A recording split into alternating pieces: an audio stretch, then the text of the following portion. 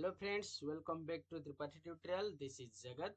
तो पे आज आम कौन करवा ना क्लास 10 तुम जो पढ़ुले हिस्ट्री तार आज आम पार्ट नंबर 2 क्लास करवा। ओके पे तो पे क्लास करने पूर्व चैनल को जो मैंने नुआ चैनल को सब्सक्राइब करना से जल्दी जल्दी चैनल को सब्सक्राइब कर दियो जहाँफल आम जहाँ भी अपडेट दबा तार नोटिफिकेशन तो पाखे जाई पहुंच जाए। ओके पे चलो डेरी नक आम स्टार्ट करिया। पे जो पढ़ी दांडी यात्रा आंदोलन कार्यक्रम पर्यंत आम देखते।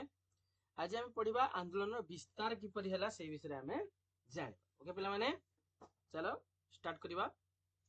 देख पे गांधीजी आह्वान मंत्रबद्ध कार्य कला। गांधीजी जो आह्वान देते जमी गोटे मंत्र जो भाई उच्चारण कले जो भाई कार्य करे से भाई कार्य कला। समग्र देश में आईन अमान्य आंदोलन और लवण सत्याग्रह व्यापार लगे माने टोटाल तुम कंट्री रे आईन अमान्य आंदोलन और लवण सत्याग्रह चलला। विशेषकर कर्णाटक, गुजरात, उत्तर प्रदेश, मद्रास, बॉम्बे आदि स्थान रे लोक माने सरकारी टिकस देवा लगी मना करदेले। माने कौन सी प्रकार सरकारी टिकस से दे परिवे नाही बोली पूरा सीधा साधा मना करदेले। महाराष्ट्र रे जनता जंगल आईन अमान्य कले। जंगल आईन जो थिला महाराष्ट्र रो तो से माने आईन अमान्य कले। देशर सबुआडे लोक माने चौकीदारी कर देवा पई मना कले। बंग, बिहार और ओडिशार विदेशी वस्त्र वर्जन अत्यंत सफल होइतिला। एही आईन अमान्य आंदोलन विशेषत्व होउछि जे एथिरे बहु संख्यार महिला योगदान करथिले। हला आर विशेषत्व होउछि एठी बहुत परिमाणर माने महिला लोक आसिक जोग देले। ठीक अछि। ओके। सरोजिनी नायडू, विजय लक्ष्मी पंडित प्रभृति नारी नेत्री नेतृत्व में अनेक महिला पुरुषों सहित कांध को कांध मिलाई ब्रिटिश लाठीर सामना करथिले। एही आंदोलन सुदूर उत्तर पश्चिम सीमांत प्रदेश को व्यापी जाइतिला। सेठरे सीमांत गांधी भावे परिचित खान अब्दुल गफर खान शॉर्ट क्वेश्चन आसीबो जे सीमांत गांधी भावे किए परिचित? खान अब्दुल गफर खान। तांकरी नेतृत्व रे खुदाई खिदमतगार नेतृत्व कौन गठित ना खुदाई खिदमतगार साहाଯ୍य रे आईन अमान्य आंदोलन संगठित हुईथिला। सेहीपरि नागालैंड रो रानी चौधरी नेतृत्व रे मणिपुरी और नागा माने मध्य एही आंदोलन रे जोग देइथिले। सेथिपई रानी को 1932 रु 1947 पर्यंत आसाम रो कारारुद्ध करके रखाइला। माने ताको नेकी जेल ले रखाइला। माने 15 वर्ष धरिकी ताको जेल ले रखाइला। हला तापर नेक्स्ट आस देखिबा आंदोलन दमन पई सरकारंकर उद्यम कोन थिला बा चेष्टा कोन थिला सरकारंकर से विषय जानिबा। देख पे माने आईन अमान्य आंदोलन को दमन करिबा पई सरकार कठोर पदक्षेप ग्रहण करथिले। निरीह जनता उपरे गुली वर्षण और लाठी चालन कराइला। माने जे माने सब निरीह लोक थिले तांको उपरे गुली कले लाठी चालन माने तम पिटले धरी हला।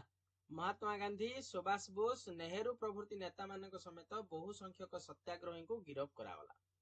हला संवाद पत्र उपरे कटकणा जारी करागला। कांग्रेस अनुष्ठान को सरकार बेआईन घोषणा कले। हला इंग्रेज सरकार एही आंदोलन को दमन करिया पई सब प्रकार शक्ति प्रयोग करी मध्य सफल हुई नथिले। आईन अमान्य आंदोलन अवसान पई ब्रिटिश पार्लियामेंट अत्यंत व्यग्र थिला। तेणु दमन मूलक पंथा परिवर्ते आपुष आलोचना माध्यम रे भारतीय मानक शांत करने निमंते इंग्रेज सरकार चेष्टा कले। हला आर फलाफल कौन हैला ना गोलटेबुल बैठक सब तैयारी हैला। प्रथम गोलटेबुल बैठक, द्वितीय गोलटेबुल बैठक, तृतीय गोलटेबुल बैठक एमितिया सब गोलटेबुल बैठक सब गठित हैला। आसा फास्ट पढ़िबा प्रथम गोलटेबुल बैठक। शक्ति प्रयोग द्वारा आंदोलन दमन करबा असंभव बोली बड़लाटंकर हृदबोध हैला। माने कोनोसी प्रकार शक्ति प्रयोग करिकी आमे तांकु जीति परिबा नाही बोली बड़लाट घोषणा कले। बुझि होछि ना नहीं? तापर नेक्स्ट आसे देखिया कोन कहला भारत समस्या संबंध रे आलोचना करिया पई ब्रिटिश सरकार 1930 मसीह प्रथम गोलटेबुल बैठक डकाइले। तान परीक्षा रे क्वेश्चन आसीबो जे प्रथम गोलटेबुल बैठक केबे गठित हैला ना तुम आंसर कहबो कोन 1930 मसिया रे ठीक अछि केते मसिया रे 1930 मसिया रे प्रथम गोलटेबल बैठक गठित किंतु एथिरे कांग्रेस जोग न देबारु यह विफल हेतिला जेहेतु कांग्रेस जोग देलानी तेणु प्रथम गोलटेबल बैठकटा भांगी गला गांधीजी को योगदान बिना कौन राजनीतिक आलोचना सफल हेब नाही बोली अनुभव करी इंग्रेज सरकार गांधीजी समेत अन्य तुंग नेता मानू 1931 मसीहा जनवरी मासरे कारागार मुक्त कर देखिले ये अछंती कोन लीडर तेणु आंको बिना कौन काम हो पारिबो नाही तेणु लास्ट को दया किस कले ना होची तांको जेल लो मुक्ति कर देले हला तापर पिले माने गांधी यूरिन चुक्ति किपरि घटितला से विषय हमें जानिबा ठीक अछि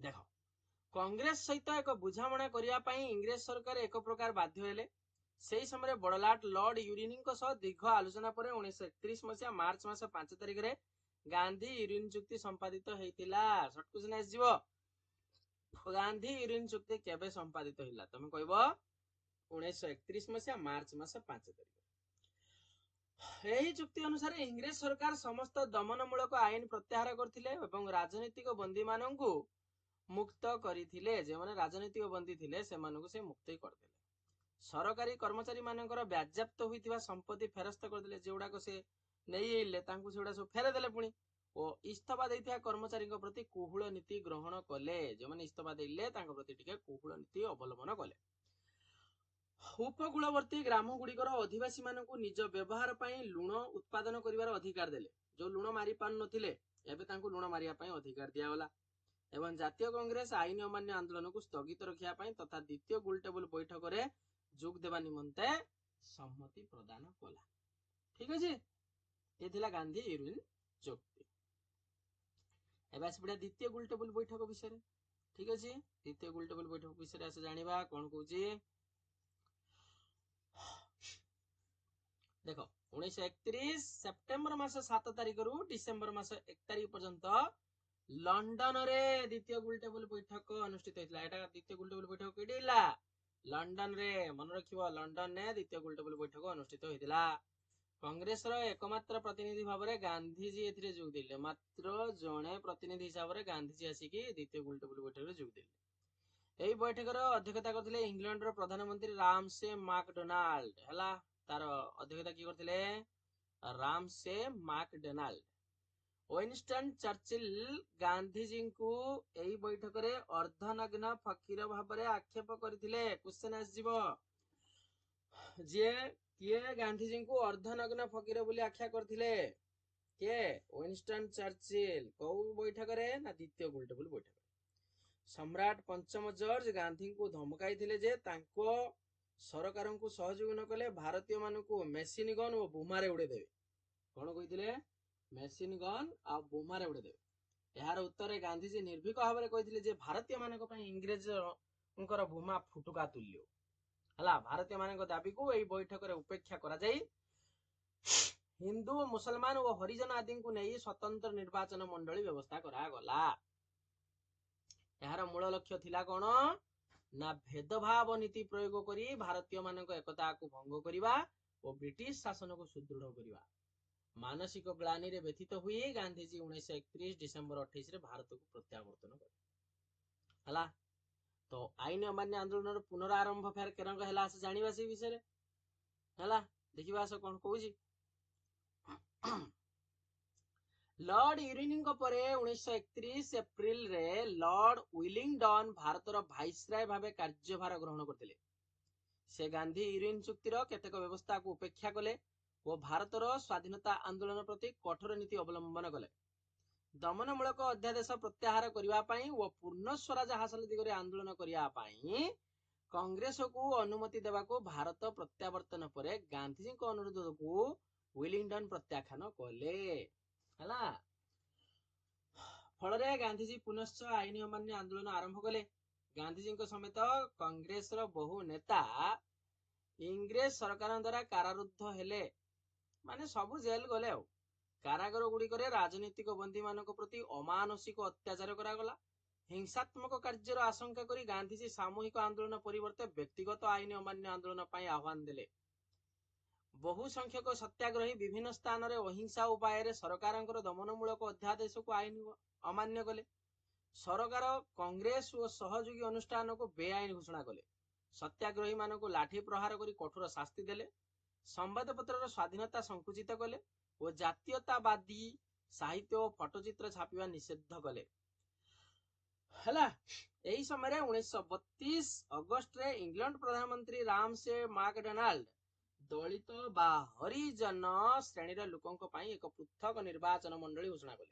माने जो माने हरिजन लोक तांको पाई गुटे अलगा प्रकार निर्वाचन मंडली घोषणा कले।